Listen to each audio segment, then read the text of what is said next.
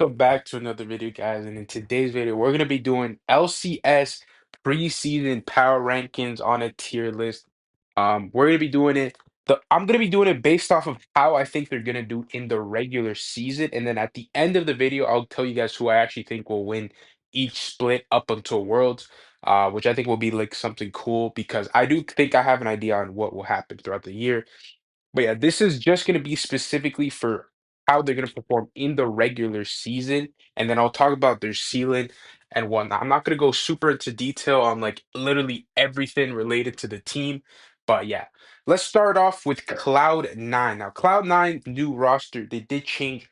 They made only one change, which is they changed Loki for APA, which is a downgrade on paper. But I don't know if this is a hot take, but I do think Cloud9 coming into the next season, I think they're going to have a massive chip on their shoulder. I think Cloud9 always performs in the regular season. If that's something you can't take away from Cloud9 is that they always perform in the regular season, and I think they're going to perform again in the regular season. I think Cloud9 is going to be the best team in the regular season. Hopefully now, I don't like Cloud9. Obviously, like as a former TSM fan, I don't like Cloud9, but I just always have to respect how they're always consistently good in the regular season. Now, when it comes to the playoffs, Cloud9 over the past couple years has just completely choked out of their minds, but that doesn't change the fact that for the most part, they're usually always in contention for the best in the region. And it's been like that ever since like those Berserker eras, like bro, 2023, 2024 summer, like 2025, it was just Cloud9 and FlyQuest. So I do think that APA has a lot to prove. I don't think APA is bad at all. So I think genuinely this team is going to be really, really good in the regular season. So yeah, that's kind of where I'm at. Next up, we have Dignitas, which I think is going to be a bottom two team. Now Dignitas have Photon, XU, Palafox, FBI, and Ignar. I think that's the team. I don't know if that's confirmed, but those are the rumored rosters. Some of these may be rumored, but I'm pretty sure like we all have an idea on who's going to be on what teams. Dignitas, I think this roster is not horrible. I don't actually think there's any rosters that suck. Um, but I don't really see this team making a deep run, like I don't see this team beating a Cloud9 or any of the other teams that we're going to talk about. So I think Dignitas is comfortably going to sit it at the bottom two. But the team is not like horrible. Like honestly, this is probably one of the better Dignitas rosters we've seen in maybe like ever since like 2013, honestly, because like FBI can be good. Palafox is really, really inconsistent, but if he's doing well, he's insane. And then XU is up and coming, and Ignar is actually pretty solid. So like this team does have some like firepower, but it's just gonna. I think a lot of these players are gonna be very, very inconsistent over the course of a year. So that's why I have them at the bottom. Next up, we have Disguise, which is also going to be going in the bottom. Disguised in the Dignitas. I think it's kind of just like common courtesy to put these teams at the bottom. They never really have like crazy budgets, so they're never really gonna make like insanely like high paid rosters. But I think with what the pieces that they could have got, honestly, it's not that bad. Like Disguise is not horrible. Like I do see the vision, but I think this team is just not going to do that well, but I don't think they're like completely dog shit. Obviously, they're in the LCS. I think they'll still like this guy's going to be a team that just kind of stays in the LCS like consistently. I don't really see this team doing much. I think that they're going to be consistently at the bottom two. They may get an upset here or there, but I think it's going to be very, very hard for this team to really make a push for playoffs, if I'm being honest with you, especially since like the competition of this league is actually like insane this season. Like this is probably the most competitive season we've ever had in LCS history. Like there's genuinely like over five teams that could win. But yeah, next up we have Sentinels. Let's talk about Sentinels.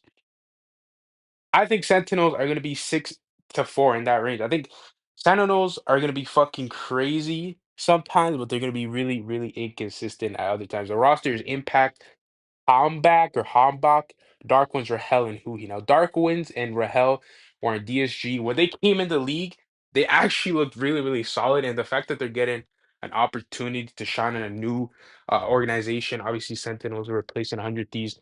I think is super cool. They do seem like they have a lot of potential. Impact, we know Impact had a horrible year last year, but we know Impact, if he's locked in, he can be the best player in the league. I mean, he won MVP in his later years, so I have confidence in Impact, honestly. I think he's gonna get his shit together. There's no way Impact has another bad year. So yeah. Next up, let's go on to FlyQuest. I think FlyQuest is also gonna be in this range. I think FlyQuest is gonna be in this range, bro. Um, I think FlyQuest just there's something about FlyQuest, bro, that just like I don't know what it is, but just FlyQuest always I think FlyQuest is always gonna be competitive. Their new roster is Gakos Griffin, Quad Masu, and Cryogen, Cryogen, however you say his name. Like this roster on paper isn't amazing. Like I'm not gonna lie, it's a massive downgrade compared to the roster from the last year. But I do think this year is gonna be a massive testament to how good Quad and Masu actually are. Because if Quad and Masu are playing at their absolute best, this team could win the LCS. I mean, bro, like Quad and Masu have won multiple trophies. Um, they have like already the experience, but the issue with this team, I think there's gonna be like it's a lot of rookies. Like, how are they gonna be able to handle the pressure? Like, is Masu gonna be able to step into that role as a leader? Is Quad really gonna be able to like improve on his leadership skills? Because Quad in the international level is very, very bad, but domestic Quad isn't crazy too. Like, I don't know, something about Quad where like I feel Quad could be much better than what he shows. So that's kind of why I'm not super um maybe like high on Quad. So yeah, we're actually gonna change this by the way. We're actually gonna change this. Let's just do it like this. Add a row below.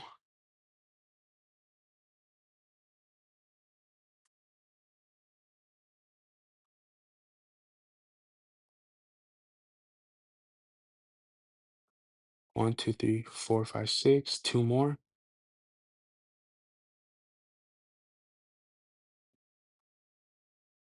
1, 2, 3, 4, 5, 6, 7, 8. Okay, we're just gonna do it like this, honestly. 7, 6. So it's not that confusing. Um, so yeah, okay, so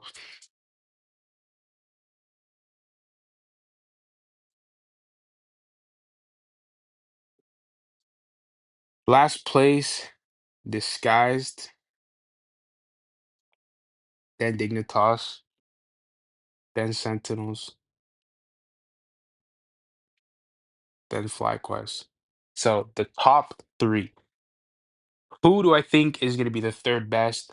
Honestly, bro, I have Shopify Rebellion. I think Shopify Rebellion is gonna be the fourth best team in the LCS. This team could win. I'm not gonna lie, this team could win. Just due to the fact that this team has an insanely talented team, especially since they upgraded their mid lane.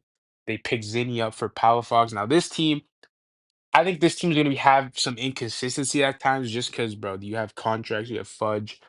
They're not always the most consistent players. They could start off completely terrible. Like I could see a world where Shopify Rebellion starts off like horrible, and then they scale throughout the year, and then they win a split. But I do think that this team has a lot of potential. I like this team a lot, and yeah, I just think that they're going to be very, very solid. Um, I just think Shopify Rebellion is a really, really cool team. Um, and yeah, I think this team, in terms of a regular season, I think that they're definitely going to lose games just because of how they play. Like a lot of them play like really, really risk, so it's like high risk, high reward. So I could easily see them like throwing a lot of games and just losing some games. But I do think they'll be top five pretty much throughout the whole year. Like I don't see this team never not making playoffs. I'll be very, very shocked if they don't. This team is very, very solid. So yeah. Next up, we have Lion, which I think Lion is gonna go into second place. I think Lion has an insanely good roster. Inspired Berserker, Zamudo, and Saint. I think just those four players alone, that's a championship level winning team. Like this team has insanely good players. Zamudo is apparently some insanely good top laners. Top laner I've heard inspired is on literally the best player in the West? Honestly, I think so. Like, yes, I know people make arguments for Caps. Like G2 did make it further than FlyQuest, but Inspired is the best player in the West, man. He's just so good. And then you have Berserker, who Berserker, if he's playing well, he can be the best player in the West as well. So I think you have three incredible players, and then you have Saint, who's really, really good. Um, and then Isles. Like I think the only reason why this team is not number one, guys, is honestly because of Isles. Um, like I don't want to like shit talk Isles, but like compared to the other supports, like is Isles really a top five support in the league? Probably not. But like he has insanely good players on his team, so I think that's what's gonna put the line over the edge, like of a Shopify Rebellion. I think that they're gonna be more consistent. I think their leadership roles. I think Inspired is gonna really make sure that everybody is doing their job. And I think this is gonna show how good Inspired really is. If Lion comes into the season and is completely awful and doesn't do well, people are gonna be like, okay, Inspired, like that whole FlyQuest documentary is not gonna look uninspired. Like he's too toxic, he doesn't get the best out of his teammates. But if Lion come into the season and they're extremely good and they win a split and they win multiple and they make worlds or they make MSI or they make first stand, it's gonna say a lot about Inspired. So that's my prediction. I think Lion is very, really good. I don't really like have a team that I want to root for, but honestly, if I had a team that I'm gonna be most excited about, it's Lion. Like honestly, like the team is really, really cool. I want to see how Inspired and Berserker play. So yeah, let's see it. And last but not least, we have Team Liquid, who obviously is gonna slot in at number three because that's the only available spot. I think Team Liquid is gonna be really, really consistent. Definitely can win the split. I think they have arguably the best players in some roles. Jan is arguably like Jan and Berserker. That's going to be an insanely close matchup. Um, you have Quid, who again can be the best player in the league. You have Morgan, you have Jose Diota, and you have Core JJ. Like Team Liquid is going to be a very, very interesting team. I think there's no excuses for Team Liquid if they don't win anything this year. I think that something just there's something wrong with the team because this team on paper is a championship winning team. If you do not win with Quid, Core JJ, and Jan, who a lot of people said, like I've seen some people say Jan was the best player, like best ADC, better than Monster. He was just on a horrible team.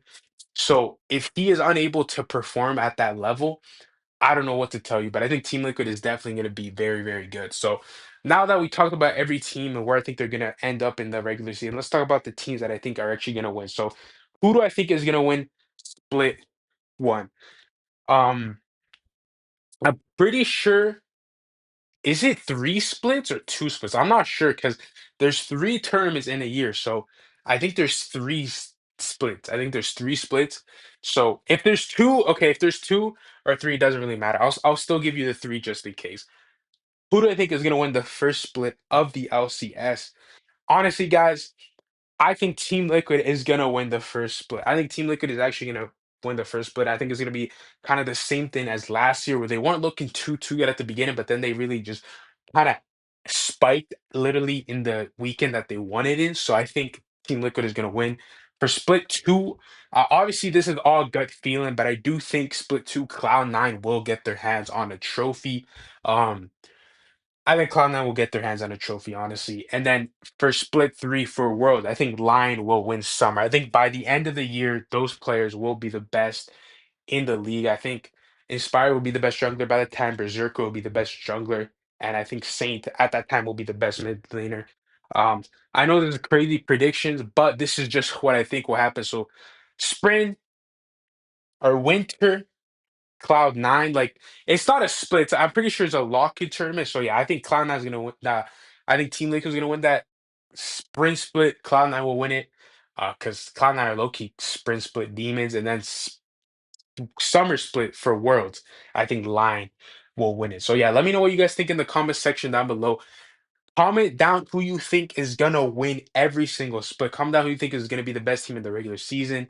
And yeah, we'll definitely do more content on the LCS as we get more information. A lot of these are actually rumors, so I don't know how confirmed they are, but Yeah, let me know what you guys think.